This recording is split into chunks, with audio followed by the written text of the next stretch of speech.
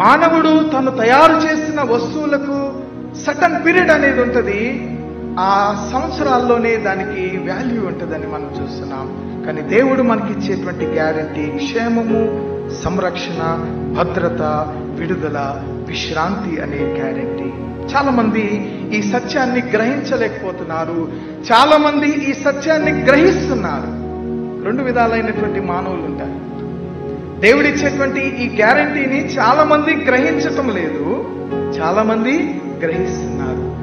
గ్రహించే వాళ్ళు ఏం చేస్తారంటే యేసు యొద్దకు వస్తారు. గ్రహించలేని వారు యేసును విడిచిపెట్టేస్తారు.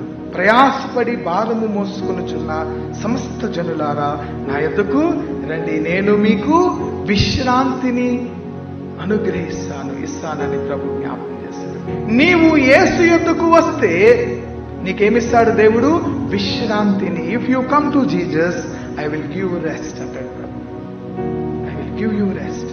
దేవుడు నీకు ఇచ్చేటువంటి విశ్రాంతిని నీవు పొందుకోవాలి అని అంటే ఎవరి యొద్దకు రావాలి? నీవు దేవుని యొద్దకు రావాలి.